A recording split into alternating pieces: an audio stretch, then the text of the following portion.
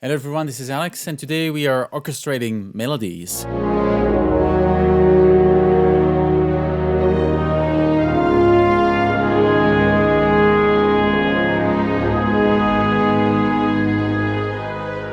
Melody is certainly an intriguing concept for us orchestrators, as it is such a prominent element in any kind of music. So whether you're orchestrating more classical music or maybe some more contemporary music or even film scoring, you need to understand how to control the setting in which you're going to present your melody. So in this video, you'll see me go through different steps into bringing a simple melody for piano reduction into a version for a grand orchestra. And you'll see in this video at every steps, I notice certain ideas that you'll see me reuse at the end of the video. So really stay with us up until the end if you want to take the most out of this video. So more generally, before we get in, there's three things that I want you to be aware of when you're orchestrating melodies. The first thing, and certainly one of the most important elements, is that you need to ask yourself this question. Do I want my melody to be the main focus, or do I want my melody to be hidden within the rest of the orchestra? You'll see in this video that all the different choices that I make leads to a certain complexification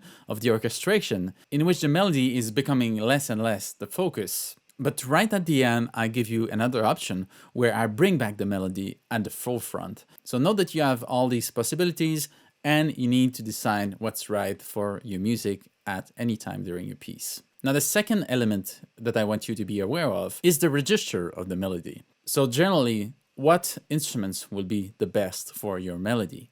If your melody is in an impetus of 1 octave, then you need to find the right instruments that can play at its best in that area. If your melody is 2 octaves or more, then you need to reflect on how you're going to present this melody. Are you going to use different instruments of different registers? If you do so, you need to be very careful where you interchange the voice of the melody so that it doesn't feel disjointed. Now, the third element that's also very important when you're orchestrating a melody is how dense the music's going to be. And you need to keep track of this at all times, because let's say you have 50% of your instruments on the melody and 50% on the accompaniment. If, for instance, there's a crescendo and then suddenly you need to add more instruments, you need to keep track of these at all times. If you want to keep a balance, you can just add instruments in the accompaniment. You need also to provide support in the melody as well. If you're adding density in certain register, then you need to supplement with support in other registers as well. So you'll see me go through these three elements within this video. But before we dive in, I just want to thank all of you who I've seen coming again and again to watch my videos and interact with my videos. And if you want to help, make sure you interact with this video. As a relatively small channel, it does really help when you interact with my videos. So I would really appreciate it if you give this video a thumbs up or thumbs down if you don't like it, but also a comment and a subscribe, of course, if you aren't already subscribed. Make sure you also check my membership options. These are really the best way you can support the channel, and make sure that I provide more videos like these over the rest of the year. But now, without further ado, let's get into orchestrating this melody. So this is the melody we're working with today. So it's an 8-bar melody with a simple question and answer type. It's a melody that lasts for 8 chords, and it's in the classical form of question and answer. So you got the first part here, that's 4 bars, and then the second part, that's that resolve, which is 4 bar as well. Notice that the first part here, we're on a G minor chord, and on the 5th bar here as well, but we're going somewhere else to resolve in major chord at the end. But anyhow, today we're mostly focusing on the melody, and what I have for you is quite interesting and challenging to orchestrate, and I'll tell you why. But first, let's have a listen to this melody.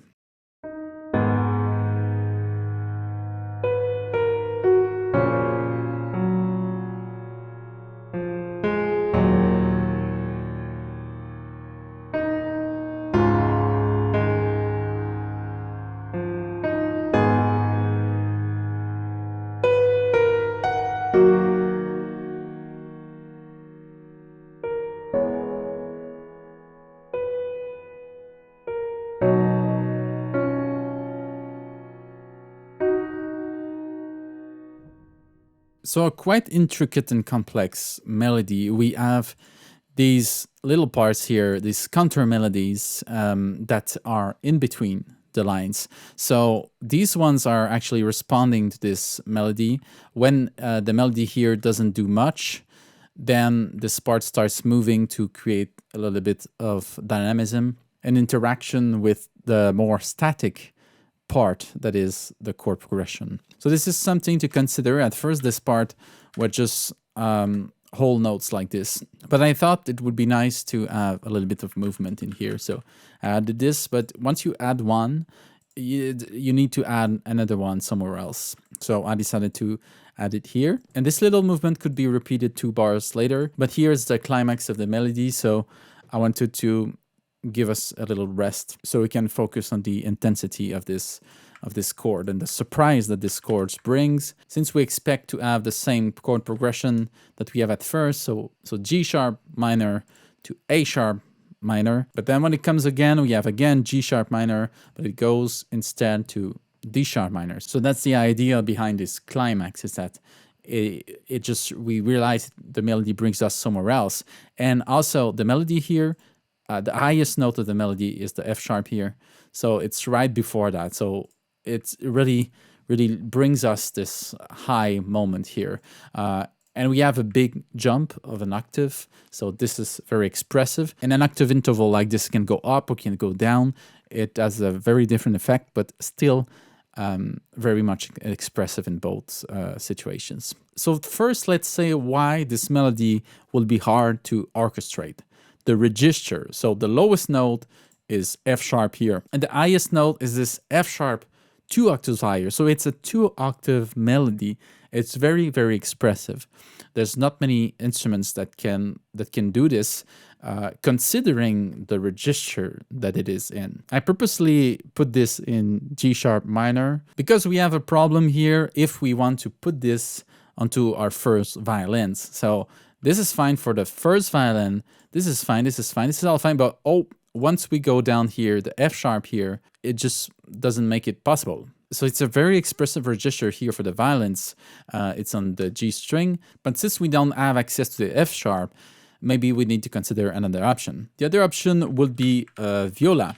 Viola would be fine for this.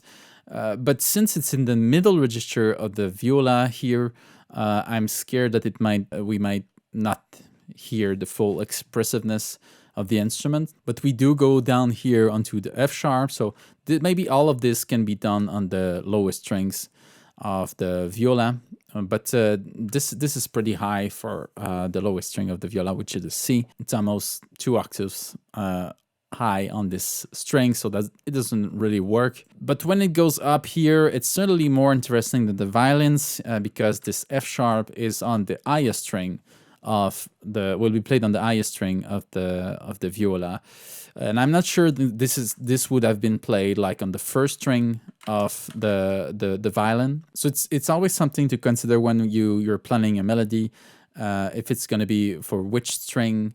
Then if you want it to stand out, put it on the highest string on the lowest string. Generally, if it's in the middle strings, it's not gonna come out the best for the string you're writing it for.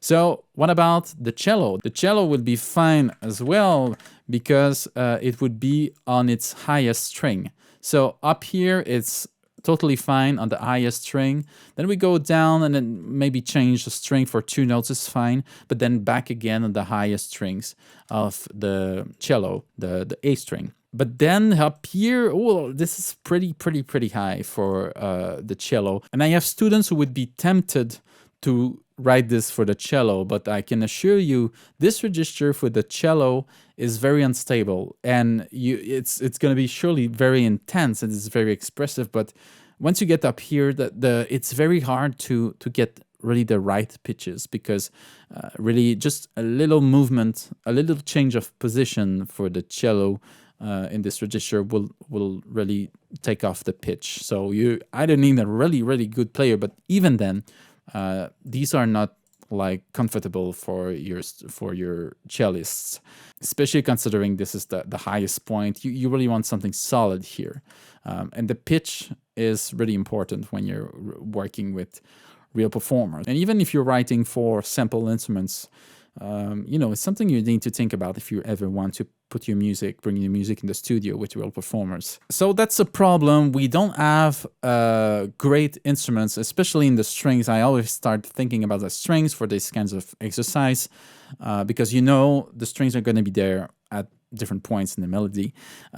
So we don't have any specific string that can do all of this. So what are we going to do? So in this case, I like to cut the melody in different sections. So this would be a first section, the first 2 bars, and then you got the next bar, the 3 and 4, and then bar 5 and 6, and then bar 7 and 8. So we notice these first 2 bars are in a certain register. So this could be done by the first violin, and then here we have our lowest note that can be taken by the viola. But once we go up again, back to the violins, and then we can end with the violins as well, or we can decide something else for the ending. But surely when you start doing this kind of response with the different instruments, taking one melody and sending it to a certain instrument and other instrument, the different bits here and there, well, you create a precedent. So people are going to expect, you got this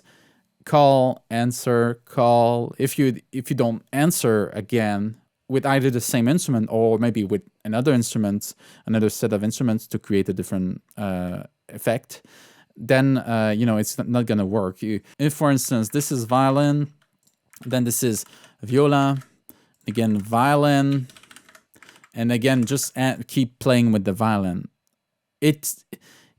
People here will expect something to happen, but then it's just there's no surprise, so they're like disappointed. So you create an expectation again, you create a precedent. So you just got to be aware of that. So maybe here, think if you're working with woodwinds, then maybe bring in woodwinds at this point, or bringing something different. And especially here, the fact that we go to piano, suddenly it's a great opportunity to create something special here. So we just need to keep that in mind while we do our orchestration. But still, this idea of violin, viola, violin, and then something, it's a great start for me. Because for the rest, the chords, it's a no-brainer. Surely that this lower line can go to the cello, to the double bass. You can share some of these, you can do some DVZs. There's no problem there. It's mostly the melody, how you're going to make it stand out and make it be able to feel coherent within the orchestra. But yes, before we go on to my first version, I would say other than that, there's just these dynamics to take into account. So we start soft and then we go to loud, and then we stay loud, we stay intense, and then we go even louder here, and then back to this piano. So this is something you need to consider. Usually when you grow up in dynamics, you want to add some instruments, and then when you go down, you want to take off some instruments. So this is when you're working with the full orchestra. If you're working with maybe just the strings, might be a little bit different considerations there, but otherwise keep that in mind always. Okay, so let's go onto my first version. So at first, I really wanted to do this only for string orchestra, a great version for string orchestra only. And you see up here, there's the piano part, but it's not heard within the arrangement. You just mainly need to focus on here. I just wanted to show you the different lines and how I implemented them into the string, the string sections. So exactly like I said, this first version is for the violins. The second part here is taken off by the viola.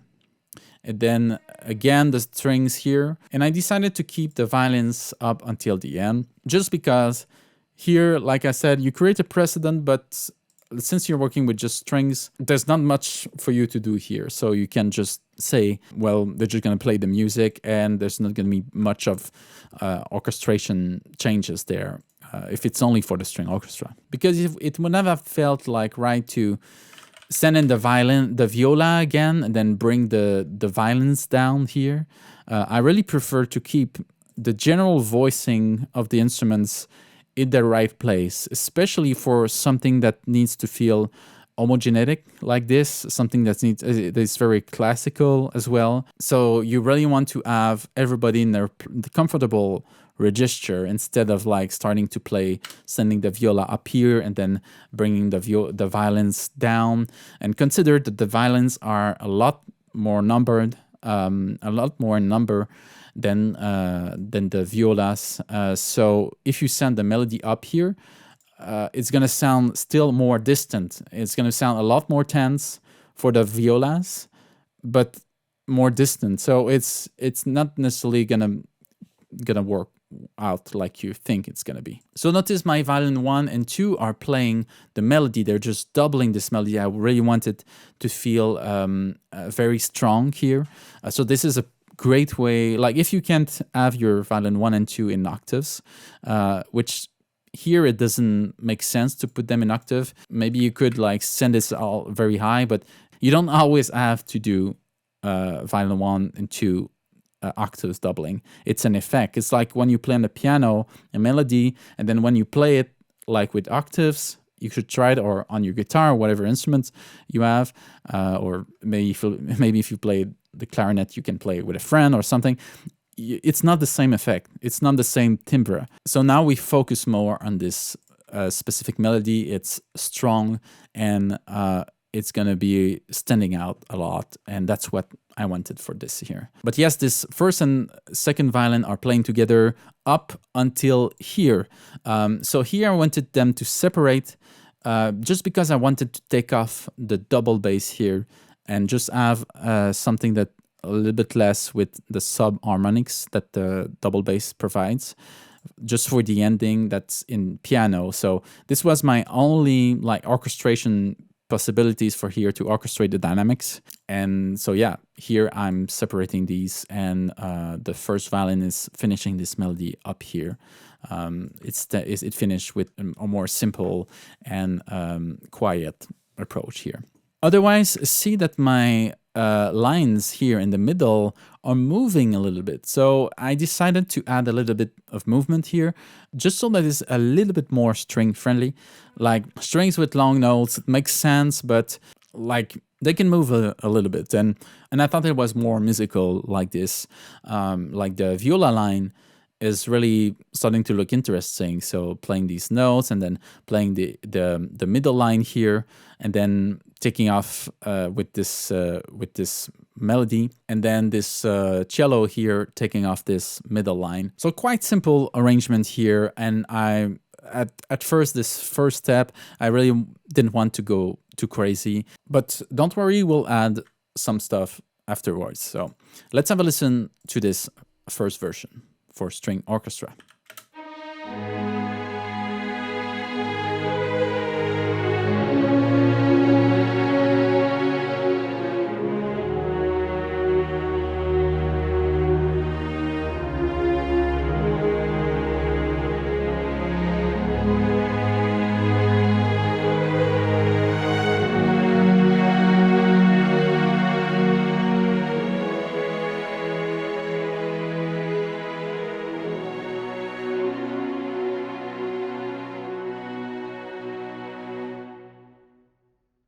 So already pretty good. And again, I love to start with my string orchestra. Whenever I'm working with the full orchestra, I love just to place the voices correctly within the string orchestra, and then expand from this and make some different choices. So that's my first step, to go deeper into this orchestration process for this melody. So here's my second version. So there's not much to say here, except that the ending is all done with woodwinds. So I said in my previous version that taking off the double bass was my only orchestration move or something. So I felt that there was something lacking here, and it was just a missed opportunity, like to have my violins answered by my viola, then again violins, and then something else, surprise. Especially with the fact that the dynamic is soft here, we needed something new, in my opinion. So let's just have a quick listen. I'll present from the middle of the melody.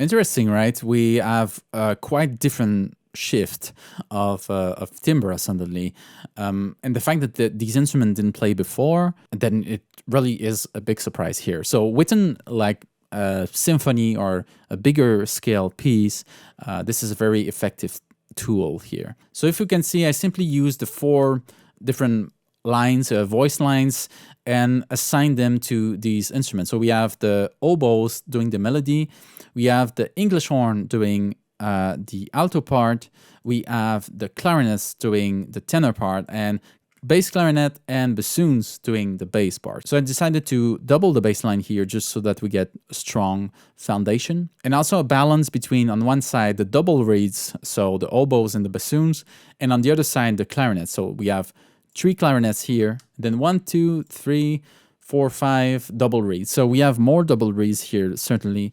So I decided to have my bass clarinet joining the bassoons as well. So we have a little bit more of a blend between these two different timbre and section of instruments. So again, not much to say here, but it was just a starting point for me for my third version. So for my third version, I decided to upgrade with brass and low woodwinds. So and do some more stuff with my strings. So let's just listen to my strings first, because this is certainly something that will change a lot the sound.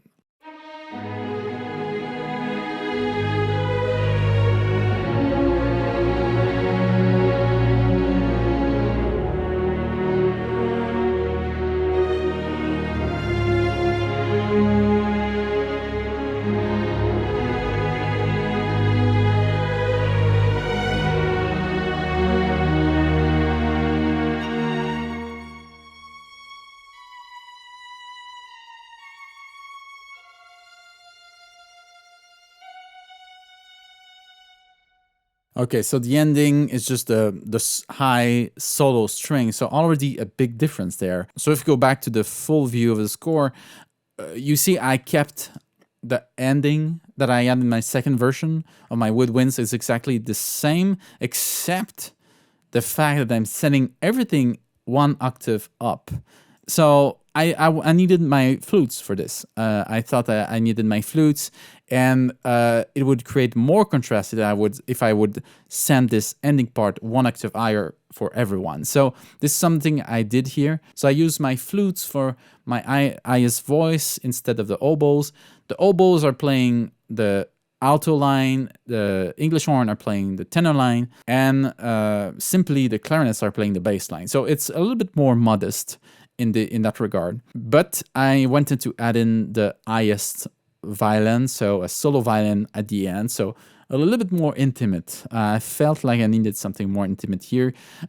We already had this in the second version with only the woodwinds. And finally, we will hear this in the full playback.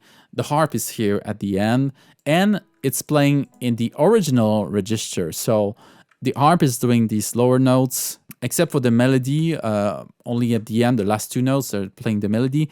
But otherwise, these higher winds are doing this ending with the solo violin. But yes, if we can talk a little bit about the strings. So I found that this second version was not so string friendly. I tried to add a little bit of movement here, but strings have this ability to add some movement and unpredictability in the music. So it was something that was missing, I felt.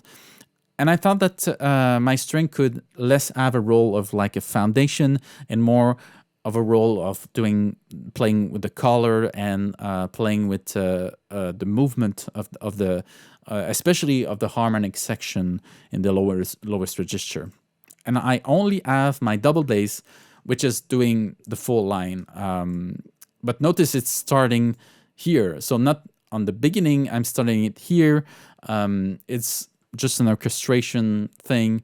We have the G sharp here, and we're just adding the low G sharp, that's an octave lower than this one.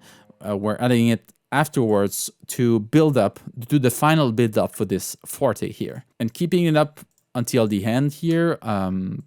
Finishing with the rest of the strings down here. But otherwise, it's just like arpeggiating through the chords. And even notice that this high note, this is a D sharp, if you can read this correctly. This is D sharp, and this is actually this D sharp here. So it's higher. It comes higher than this here. So we have also this note here that's being played. These two notes are played. The one plays by the viola here. So the viola here is going on top of the violin. So we try to expand the register a little bit, not too much, not go crazy with it, but just a little bit, so we're not so stuck in the lowest register all the time. And the strings are great for this. And although the strings are like a big section, these kinds of effect, especially when they're played by a lot of musicians, add a lot of blurriness to the sound, and it doesn't necessarily interfere with the main melody or the main idea, which you'll see how we try to reinforce with the other sections afterwards. So I will not go over all of these harmonization that I did, but you hear it sounds good. I just wanted to be careful not to have strange encounters between the notes and try to complement them as well.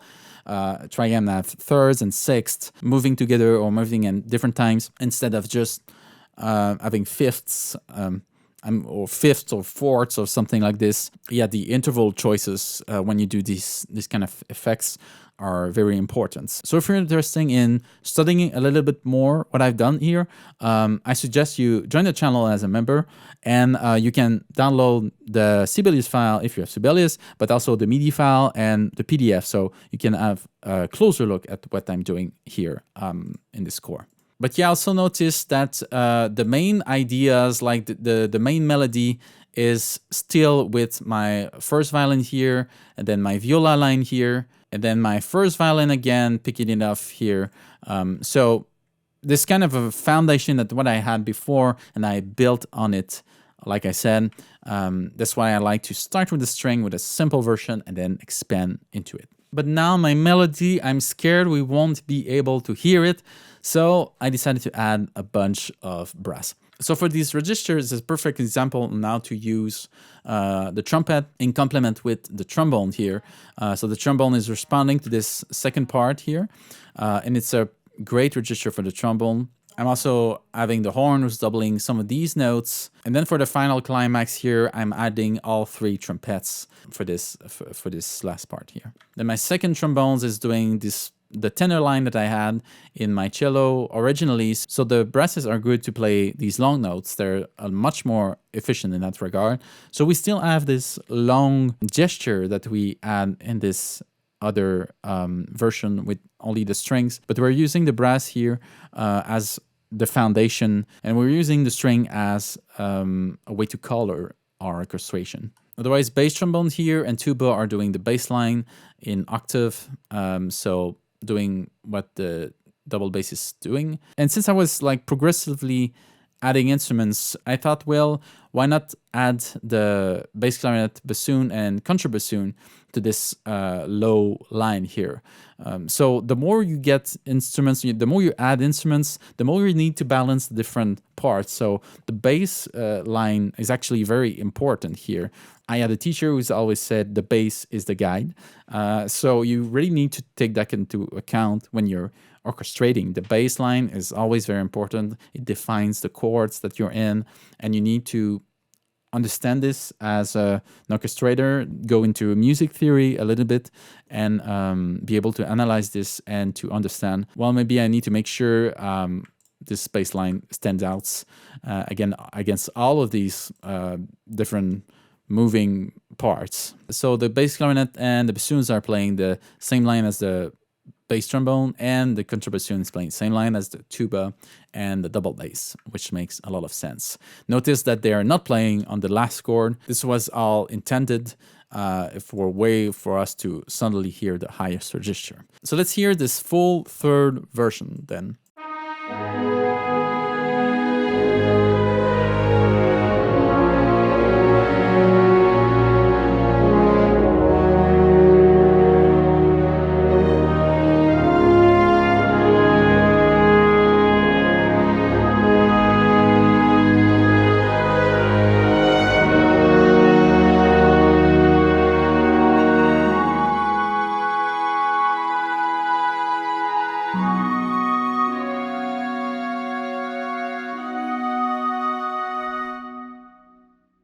So we're starting to get a real orchestra sound now, which I really love. I love this third version. I think it's one of the good versions that I came up with for this exercise. But I'll show you how I get deeper into the next step, and I decide to step back a little bit at the end. Stay with us because it gets very interesting afterwards. But just a quick note also, I added some highest octave, and I just realized now with my trumpet here. My trumpet and my viola. So it was just a way to give a little bit, expand the register a little bit, add some brightness to the sound. And yeah, I was starting to look for different opportunities to do that. So this is one that I found. But I'll show you in this next version how I did this even more. So this is my third version here. Add movement in the high woodwinds and adjust the ending. So I'll explain this eventually. I wanted to adjust my ending because suddenly this kind of high woodwinds alone in the upper register with the solo violin didn't work out anymore. Just because I wanted my woodwinds to be more active. And then at the end, it didn't make sense to bring them like softly with long notes. Because we've heard them before. So I felt it was an opportunity then to go back to like my first version when only getting back to the strings in this comfortable register. So see that sometimes using this step-by-step approach can give you some ideas and some options. It can show you the options as you start to combining the different elements of your orchestra. And then you can often, like in that case, go back to a certain section that you like and that work well to compensate for other choices you're making. Like in this case, the added woodwinds. So let's see, the strings and the brass are exactly the same. So mostly in this section, I worked on the woodwinds, the high woodwinds, which I'll show you in a second. And at the end as well, I use a timpani, a cymbal roll, and a glockenspiel for the last part here, with the harp playing the melody. So the harp is a little bit more active here. So harp, glockenspiel, and strings for the ending, and nothing else. So we still get the intimate setting that we were looking for a little bit with the glockenspiel and the harp, which are alone in this higher register, bring a little bit of magic to the sound, but still with the warmth of the string orchestra. So about my woodwinds here, the woodwinds are doing these small arpeggios, fast arpeggios. They're playing some of the notes from the melody, or we might recognize them here. But mostly repeating this kind of pattern. The rhythmic pattern is always the same. I just changed some of the notes. And if you're interested in becoming a member, then you get the chance to analyze this. If you get the chance to analyze this, you might see that the lines in the upper part align with what things are happening down here. They're just complementing them very well. But here it's mostly a stable rhythm, so ta ta ta ta ta ta ta ta ta, 16 notes. And up here there's 30-second notes, there's 16 triplet notes, so it's a little bit more volatile. So creates even more depth to your orchestration.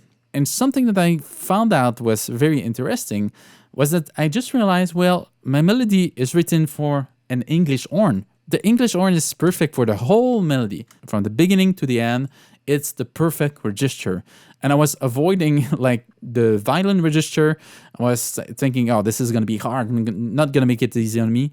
But then, wow, this is perfect for the English horn. Then I put the whole melody on the instrument. So this is just a focus view on the higher woodwinds. We have the melody from the English horn, and then these arpeggios from the rest of the higher woodwinds. Let's just listen to this first.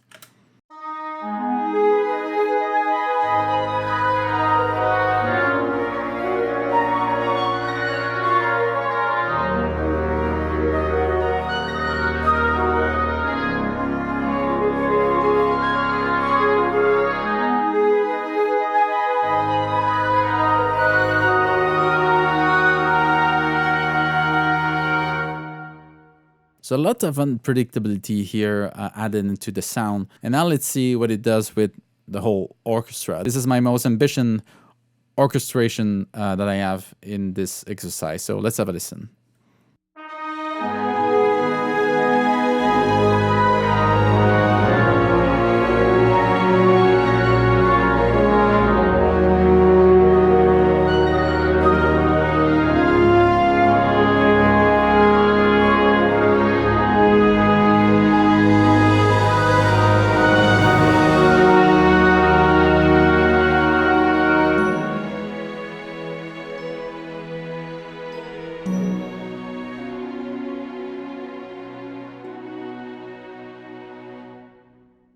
So a great ending. I love this ending very much with the glockenspiel and the harp. Now you might realize that in this version it's certainly exciting because we have a lot of dynamism and a lot of energy to the sound.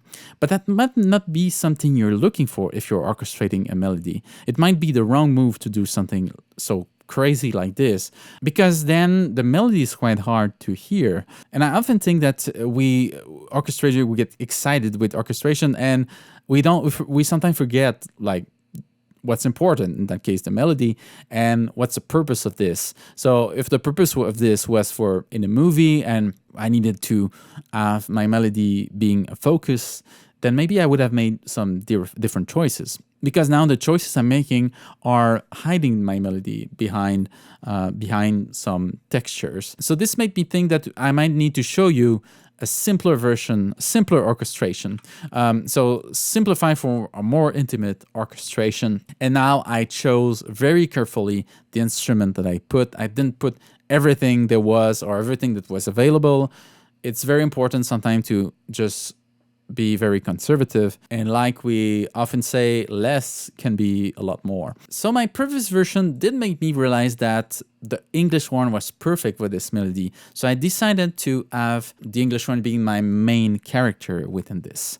Notice that I only have the English horn at first with the harp, so it's very, very intimate at first. And also look at the different dynamics. The dynamics are a lot more subtle. I'm going to piano and then only to mezzo forte at the climax. And this might just be the dynamic that you need.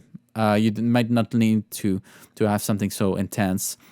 Especially when you have such a small chamber setting like this. But yes, in the first part here, I do add my viola, which is doing the middle line, only the middle line here. So answering the English horn is the viola. It's like a second character that I thought was important, so I decided to add it in here. And then afterwards, well, I needed to build something. I can just have the harp and the English horn and that's it. It can work, but if you want to maybe add a little bit more texture, but even very subtle, then bringing the string orchestra softly, just one line after the other. So firstly the lowest lines and then the viola line that comes back after a small break. And then here leading to the climax of this melody, my first violin is doubling the English horn. And I have the second violin who's doing the alto voice here. And then I decided to dissipate the string orchestra and then go back to what I had in my, I think was my second version, where I had a focus on only woodwinds. So in that case, I decided to choose the flute. So remember, at first I chose the oboe because it was in a better register for this.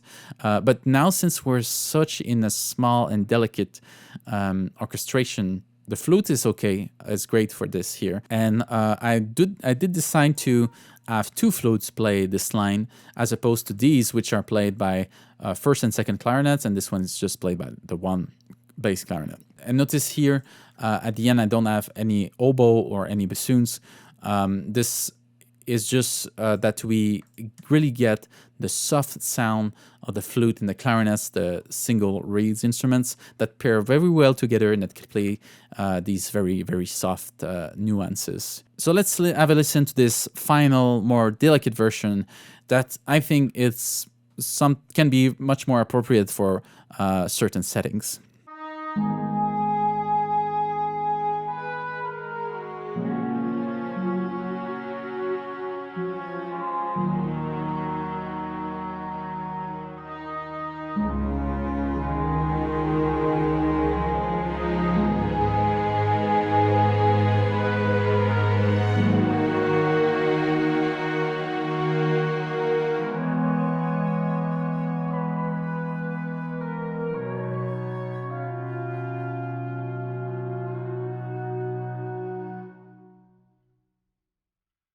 you see that how the creative aspect of being an orchestrator involve going through these different steps. You won't often come and just decide one instrument and that's it. Exploring the different options and moving the musical gestures from one instrument to the other or from one section to the other is part of the orchestration process. It helps give you the options that are there for you, and in the end, it helps you to make the best choice for your music. Now, I hope you enjoyed this video. Make sure you leave a comment and give it a thumbs up or thumbs down again if you didn't like this video at all. Make sure you subscribe as well so you won't miss any video.